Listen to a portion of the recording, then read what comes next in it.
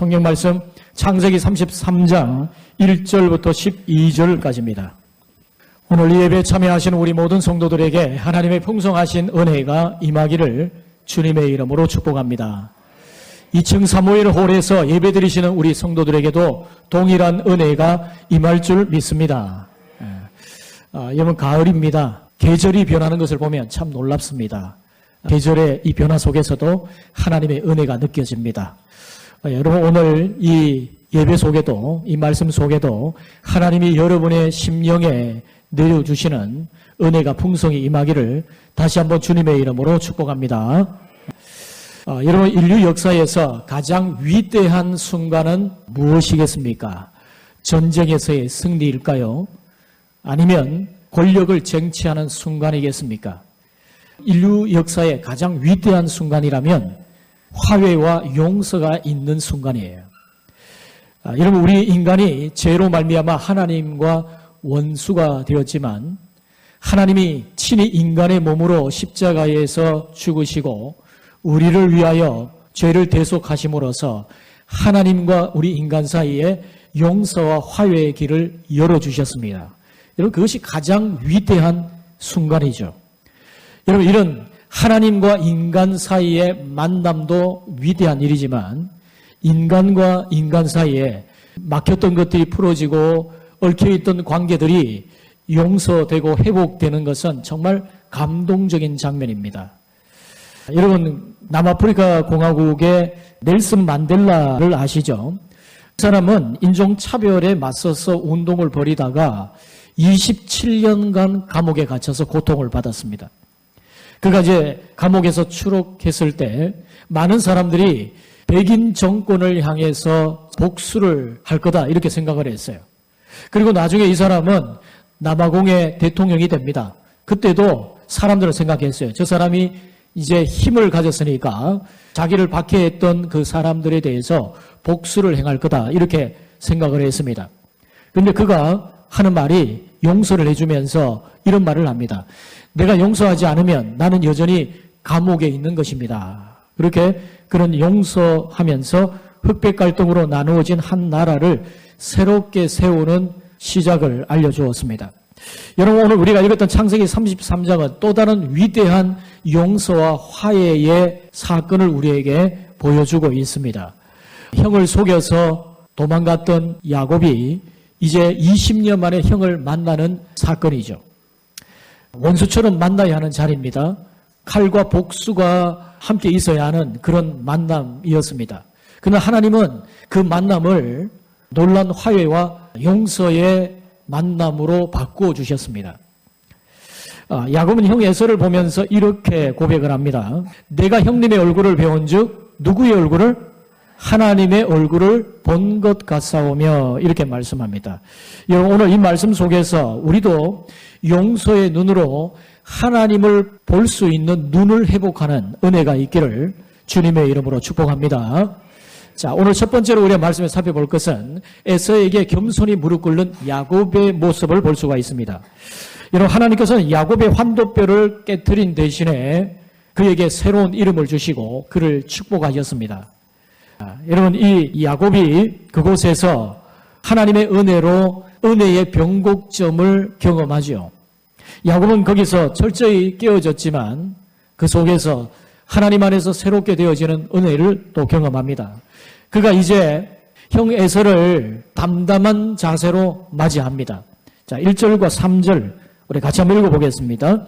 야곱이 눈을 들어보니 에서가 400명의 장정을 거느리고 오고 있는지라 그의 자식들을 나누어 레아와 라헬과 두 여종에게 맡기고 여종들과 그들의 자식들은 앞에 두고 레아와 그의 자식들은 다음에 두고 라헬과 요셉은 뒤에 두고 자기는 그들 앞에서 나아가되 몸을 7번 땅에 굽히며 그의 형 에서에게 가까이 가니. 결전의 시간입니다. 이제 더 이상 피할 길이 없어요. 그는 이제 형을 대면해야 합니다. 그렇게 두렵던 형을 만나는데 이 야곱이 분이엘의 은혜를 경험하고 나서 담담하게 형 앞에 섭니다. 근데 여러분, 우리가 말씀을 자세히 살펴보면 이 야곱이라고 하는 사람이 정말 이상야릇한 사람이에요. 여러분 한번 보세요. 그가 형 에서를 만날 때 어떻게 하느냐 하면 자기의 식솔들의 줄을 세웁니다. 어떻게 줄을 세우죠? 두 여종과 자식들을 제일 앞에, 그리고 그 다음에 레아와 자식들, 제일 마지막에 누구를 세우죠? 자기가 가장 사랑하는 라헬과 요셉을 세웁니다. 여러분 정말 분이엘의 그 은혜를 경험했지만 여전히 야곱스러움이 남아있는, 정말 야곱의 그 이름다운 그런 모습을 우리가 볼 수가 있죠. 우린 여기서 한 가지 사실을 발견하는데, 여러분 사람 변화한다는 것이 참 쉽지 않다는 거예요. 여러분 사람이 변화되는 것 놀라운 일입니다. 사람 변화되는 게 쉬운 일이 아니에요. 그런데 여러분 그럼에도 불구하고 이전보다 달라진 모습이 있죠. 뭡니까? 자기가 제일 선두에 서 있다는 거예요. 그 전에 야곱은 그런 사람이 아니었어요. 여차하면 한 발 뺄 궁리를 하는 사람, 여차하면 도망갈 궁리를 하는 사람이 야곱 아닙니까? 그래서 그는 이전에 자기의 식솔들을 먼저 보내고 홀로 남았어요. 제일 뒤에 있다가 동태를 살펴보고 도망가겠다는 거죠. 그 사람이 야곱입니다. 그런데 지금 분이엘의 은혜를 경험하고 나서 그는 조금씩 변화되기 시작했어요. 변화된 모습, 그가 가장으로서 식솔들의 가장 앞서서 선두에 서서 형 에서를 만나고 있다는 것입니다. 그리고 또 하나 야곱의 달라진 모습이 뭐냐? 겸손함입니다. 20년 만에 만난 형 앞에서 7번 절을 합니다. 여러분, 야곱과 에서가 얼마 차이로 태어났죠? 쌍둥이입니다, 쌍둥이. 그것도 형의 발꿈치를 잡고 태어났기 때문에 달아서 태어났어요. 뭐 형, 동생 할 것도 없어요. 그런데 그가 형 앞에 7번 몸을 굽혀 절을 합니다. 여러분, 이것은 아주 극진한 예를 표하는 거죠. 이거는 완전한 복종이고 완전한 항복을 뜻합니다. 이건 고대 근동에서 왕에게 하는 최고의 예우를 할 때 이런 7번 절을 했다고 합니다. 여러분 에서와 야곱은 서로 쌍둥이인데 지금 야곱이 형 에서를 예우하면서 그 앞에 절을 하는 것은 어떻게 보면 아첨이나 비굴함일까? 그게 아닙니다. 지난날 자기의 잘못에 대해서 진심 어린 사죄의 마음을 담아서 형 앞에 몸을 굽혀 절을 하고 있는 거죠. 여러분 우리가 화목을 이루려고 하면 겸손해야 됩니다. 내가 저 사람을 내 눈 아래로 생각하면 절대로 화목이 되지 않아요. 야곱은 진정 온유하고 겸손한 마음으로 형 에서 앞에 나아가고 있습니다. 20여 년 전에 그는 형 앞에 교만한 모습이었어요. 형을 호구처럼 생각했기 때문에 2번이나 속여 먹지요. 그리고 도주를 했습니다. 그러나 이제 야복강에서 하나님과 씨름한 후에 그는 변화되었어요. 이제는 교만한 자가 아니라 겸손히 무릎 꿇는 자가 된 겁니다. 여러분, 인간관계 속에서 화목이 이루어지기를 원합니까? 그러면 겸손하셔야 돼요. 겸손하셔야 돼요. 성경은 말합니다. 야고보서 4장 6절에 하나님이 교만한 자를 물리치시고 겸손한 자에게 은혜를 주신다 하였느니라. 잠언 11장 2절에도 교만이 오면 욕도 오거니와 겸손한 자에게는 지혜가 있느니라 그랬어요. 여러분 겸손해야 됩니다. 그래야 화목이 이루어져요. 여러분 남북 전쟁이 끝나고 나서 미국에 제가 링컨 대통령 이야기를 자주 하는데 백악관을 기도실로 만든 대통령입니다. 여러분 이 링컨 대통령이 남북 전쟁이 끝나고 나서 남북 사이에 얼마나 많은 피비린내 나는 오랜 전쟁을 했습니까? 여러 앙금이 남아 있겠죠. 그 전쟁에서 승리한 이후에 남부에 대해서 그는 이렇게 이야기합니다. 우리가 전쟁에 승리한 것은 진정한 승리가 아닙니다. 진정으로 승리하는 것은 우리가 그들을 원수로 대하는 것이 아니라 친구로 대할 때 비로소 진정한 승리가 있게 되는 겁니다. 그렇게 이야기를 했어요. 그의 겸손과 포용은 미국을 다시 새롭게 출발하는 아주 중요한 시점이 되었습니다. 사랑하는 성도 여러분, 오늘 우리 안에 겸손히 무릎 꿇어야 할 관계는 없습니까? 용서, 화해는 바로 겸손한 낮아짐에서부터 시작된다는 사실을 잊지 않기를 주님의 이름으로 축원드립니다. 자, 두 번째로 오늘 본문의 이 말씀은 화해와 용서로 만나는 형제의 모습을 보여주고 있습니다. 여러분, 야곱은 진정 온유하고 겸손한 마음으로 형 에서 앞에 나아가지요. 그리고 형 에서에게 20년 만에 재회 속에서 감격적인 상봉을 이룹니다. 자, 4절 말씀에 우리 같이 한번 봅니다. 에서가 달려와서 그를 맞이하여 안고 목을 어금 맞추어 그와 입 맞추고 서로 우니라. 여러분, 이 달려왔다는 말은 단순한 제스처가 아닙니다. 이것은 아주 급박한 감정의 분출, 내 온 마음을 표현하는 그런 움직임 아닙니까? 마음이 담겨져 있는 그런 움직임을 느낄 수가 있죠. 여러분, 원래 이 에서는 분노로 달려올 수 있는 사람이에요. 그가 400명의 군사를 데리고 왔기 때문에 칼을 빼어 달려들어도 전혀 이상하지 않은 그런 상황입니다. 여러분 생각해 보세요. 동생 만나러 가는데 400명 왜 데리고 옵니까? 이거는 뭔가 에서의 마음속에 야곱을 가만두지 않겠다는 그런 마음이 있으면 분명하거든요. 그런데 여러분, 하나님께서 에서의 마음을 만져주셨어요. 이 분노의 걸음이 용서의 걸음으로 바뀌었습니다. 이건 야곱이 전혀 예상치 못했던 그런 상황입니다. 분노하는 에서도 없고 야단치는 에서도 없고 동생 나무라는 그런 에서도 전혀 보이지 않습니다. 오히려 에서가 야곱을 발견하자마자 그는 달려와서 동생의 얼굴을 어긋맞고는 입을 맞추고 두 사람이 부둥켜 안고 울고 있어요. 놀라운 이 반전이죠. 이런 세월이 흘렀다고는 하지만 이 형 에서가 이렇게 다정다감한 사람이 결코 아닙니다. 동생에게 2번이나 속임을 당하고 나서 에서는 분노가 들끓었었어요. 그래서 그들의 부모가 야곱에게 뭐라고 말하죠? 형 에서의 분노가 좀 사그러질 때까지 외삼촌 댁에 좀 가 있거라. 분노가 좀 사그러지면 기별할 테니까 그때 오거라, 이렇게 이야기를 했는데 그게 10년이 되고 20년이 되었어요. 무슨 말이죠? 분노가 사그러들지 않았다는 거예요. 부모가 판단할 때에 이제 야곱을 데려와도 되겠다, 이제 에서의 분노가 좀 사그러졌겠다, 이런 게 아니었다는 거예요. 그런데 여러분, 지금 이런 놀라운 반전이 일어났다는 거죠. 에서가 이토록 동생 야곱을 따뜻하게 맞이할 수 있는 것은 결코 야곱이 먼저 보낸 예물 때문이 아니었다는 거예요.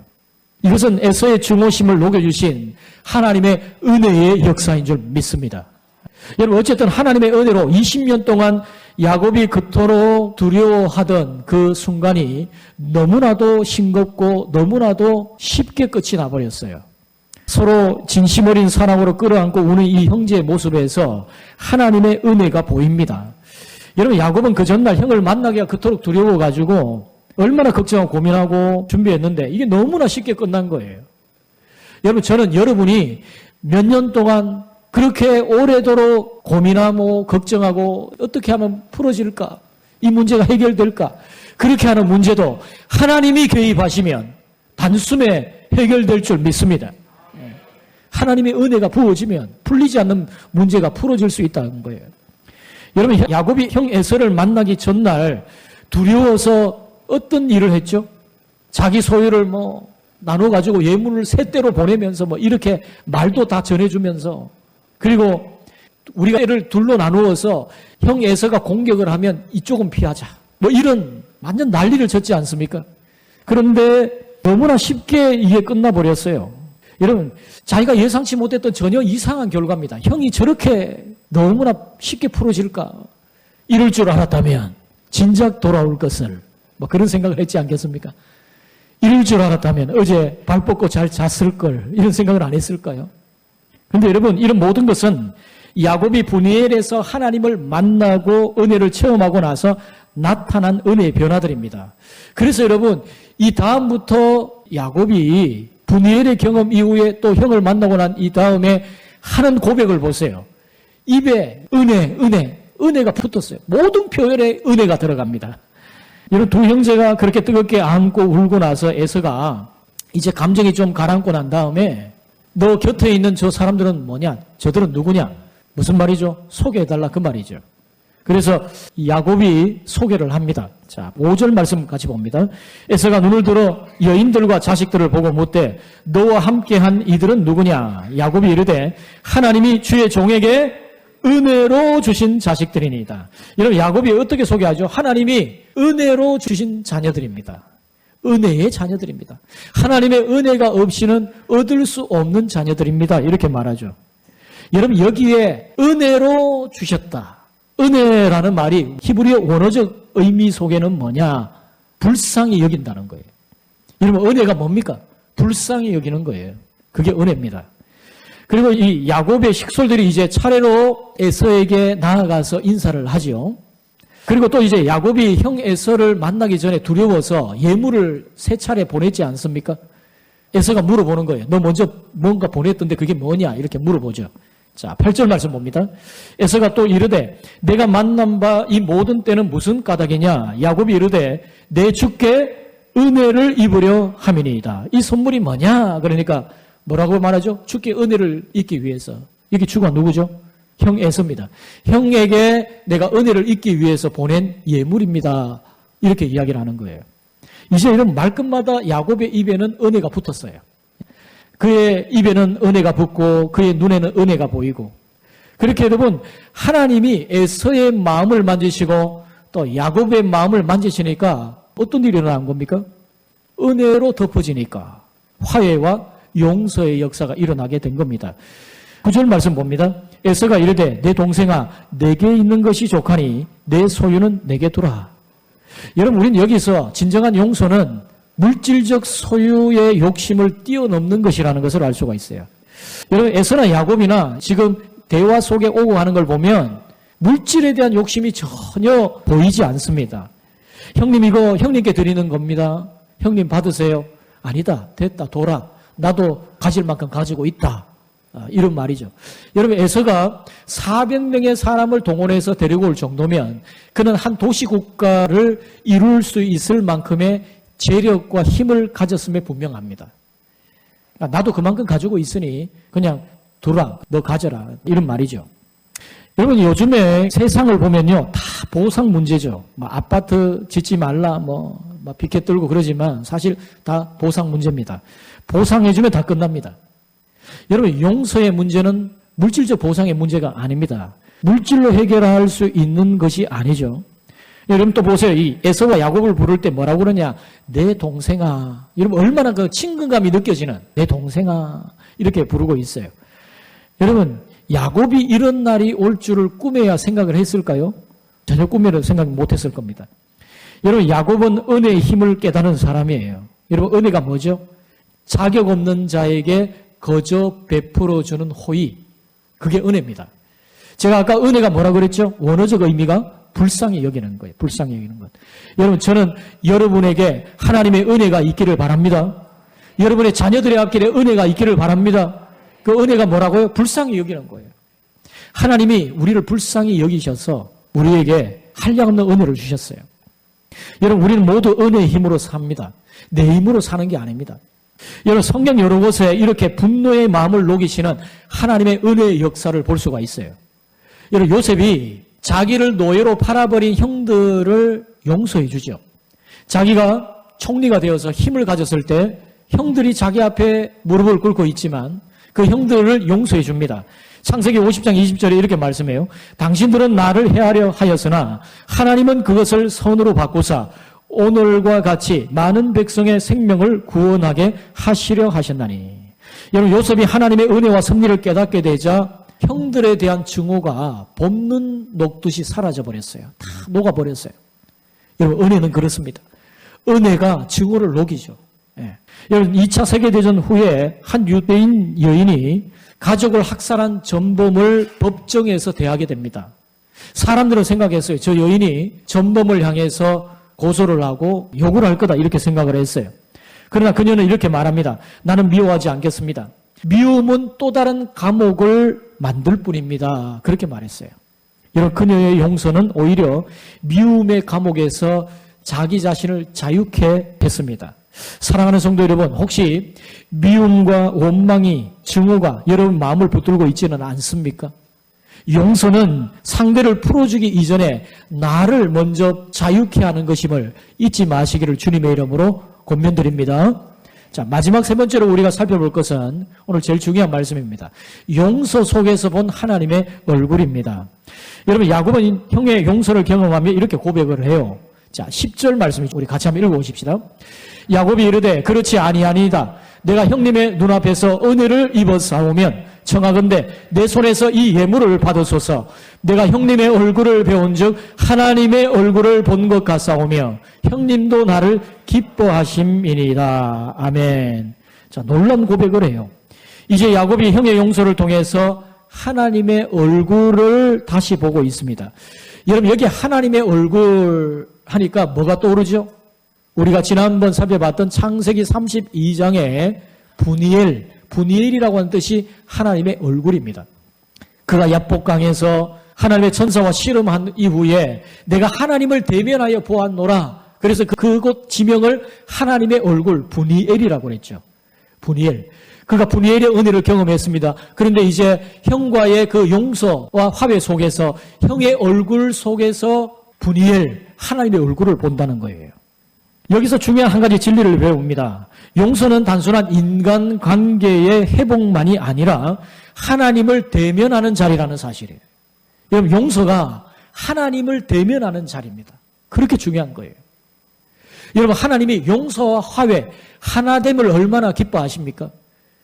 여러분, 사도 바울이 이렇게 말해요. 로마서 12장 18절에 할 수 있거든 너희로서는 모든 사람과 더불어 뭐하라? 화목하라. 화목하라. 에베소서 4장 32절에도요. 서로 친절하게 하며 불쌍히 여기며 서로 용서하기를 하나님이 그리스도 안에서 너희를 용서하심과 같이 하라. 여러분, 용서는 본디 우리로부터 시작된 게 아니에요. 하나님이 먼저 우리를 용서해 주시는 거예요. 그러면서 하나님 말씀합니다. 내가 너희를 용서함 같이 너희도 용서하라. 이렇게 말씀합니다. 여러분, 우리 예수님의 마지막 소원이 뭔 줄 아십니까?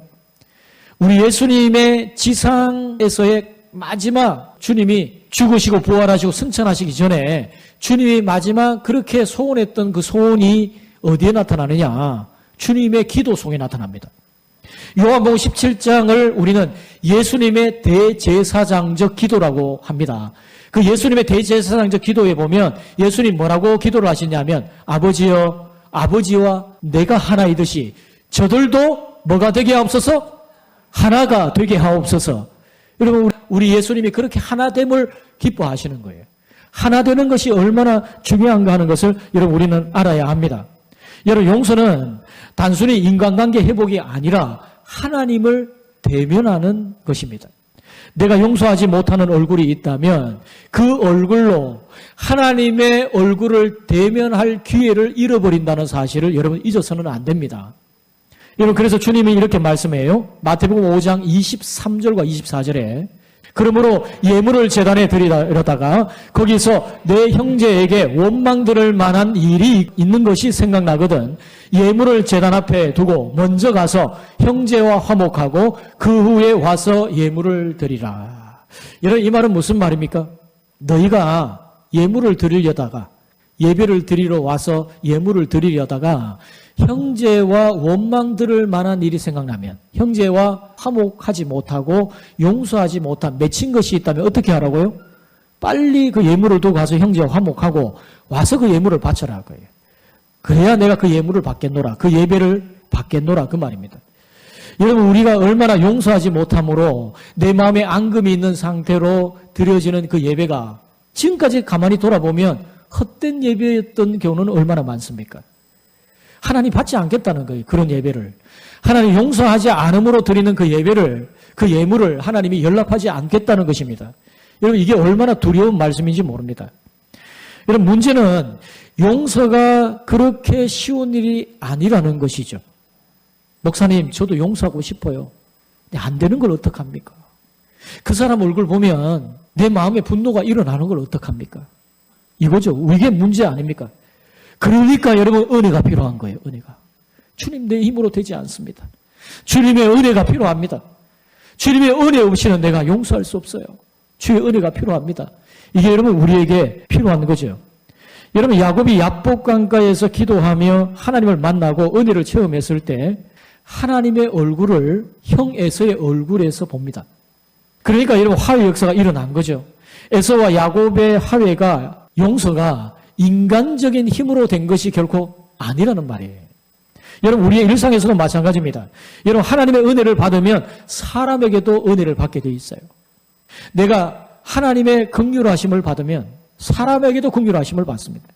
나를 대적하는 자들도 하나님께서 그의 마음 가운데 은혜를 부어주시면 나를 쳐다보는 얼굴이 하나님의 얼굴로 보이게 만들어주신다는 거예요. 그래서 여러분 잠언 16장 7절에 이런 말씀이 있어요. 사람의 행위가 여호와를 기쁘시게 하면 그 사람의 원수라도 그와 더불어 화목하게 하시느니라. 여러분 사람을 화목하게 만드는 것 하나님의 손에 달려 있어요. 하나님이 은혜 베풀어 주시면 사람과의 관계가 회복될 수 있어요. 여러분 가정 안에서 하나님께서 은혜를 베풀어 주시기를 주님의 이름으로 축원드립니다. 여러분 가정 안에서 아내들이 남편을 향해서 은근히 마음에 불편함이 있어요. 그러니까 남편에 대해서 뭐라고 말합니까? 저 왼수 그렇게 이야기를 해요. 그런데 하나님의 은혜가 부어지면 남편의 얼굴이 누구의 얼굴로? 하나님의 얼굴로 보여져요. 남편도 아내의 얼굴을 볼 때마다 늘 언제나 잔소리하는 얼굴, 분노의 얼굴 이것만 보이는 게 아니라 은혜가 부어지면 하나님의 얼굴로 보이는 역사가 있게 된다는 거예요. 여러분 그러면은 그 가정이 모든 것들이 다 회복되고 사랑이 꽃피는 그런 가정이 되지 않겠습니까? 여러분 직장생활도 마찬가지예요. 여러분 직장에서 정말 꼴도 보기 싫은 사람이 있잖아요. 꼭 한 사람씩. 직장생활 하다 보면 왜 나를 못 잡아먹어서 안달이야? 이런 직장 상사 꼭 있다고요. 여러분 그런 사람 한 사람만 있어 보세요. 얼마나 직장이 괴로운가. 직장생활 하는 게 얼마나 힘든가 보세요. 그런데 여러분 그런 가운데서도 하나님의 은혜가 충만하게 부어지면 그 사람의 얼굴 속에서 하나님의 얼굴을 본다니까요. 이게 여러분 분이엘의 힘 아닙니까? 하나님의 얼굴을 본 자에게 주시는 은혜 아니겠습니까? 여러분 이전까지 야곱은 자기 힘으로 살았어요. 그런데 여러분 자기 힘으로 뭔가를 해보려고 하면 잘 풀려지는 게 아닙니다. 인간관계는 더 꼬이고 오히려 문제는 더 심각해지고 그가 가정에서도 그랬고 외삼촌 라반의 집에서도 마찬가지였고 자기 힘으로 뭔가 풀어보려고 하면 인간관계는 더 꼬이고 더 힘들어지는 그런 일들을 그가 경험하지요. 그런데 오히려 약해지고 더 약해지니까 일들이 풀려져요. 문제가 풀려져요. 어느 정도까지 그가 약해지느냐 하면 여러분 야복강에서 천사와 씨름하지 않습니까? 제가 지난주에도 말씀드렸습니다마는 씨름이라는 것이 뭐라고 그랬죠? 먼지가 펄펄 날리는 그런 격투입니다. 그게 쉽게 말하면. 우리가 생각하는 레슬링 룰이 있고 매너가 있는 그런 거 아닙니다. 완전히 죽기 살기로 그냥 메어 달리고 상대를 엎어버리고 막 그런 거죠. 그러니까 먼지가 날리는 그런 이제 격투인데 여러분 거기에 룰이 있는 게 아닙니다. 그러다 보면 어때죠? 머리채 잡고 막 당긴다든지 그냥 옷 찢어진다든지 여기저기 막 얻어 터지고 눈이 막 얻어 터지고 이빨 한 서너 개씩 부러지고 게다가 여러분 야곱이 환도뼈가 위골되어서 절지 않습니까? 여러분 야곱을 이렇게 철저히 부서뜨린 것은 하나님의 은혜입니다. 여러분 보세요. 형 에서를 만났는데 형 에서가 야곱을 이렇게 보니까 동생이 저기서부터 7번 절을 하면서 오는데 동생의 모습을 가만히 보니까 너무 불쌍해 보여요. 이빨은 시구는데 이빨에 이제 몇 개 부러져 있죠. 눈은 여기 막 눈탱이 밤탱이가 되어가지고 여기저기 터져 있죠. 옷은 다 찢어졌죠. 아니 제가 왜 저래? 절을 하는데 쩔뚝쩔뚝 절면서 와요. 여러분 형의 마음에 동생을 향해서 불쌍히 여기는 마음이 생긴 거예요. 여러분 제가 말씀드렸죠. 불쌍히 여김이 뭐라고요?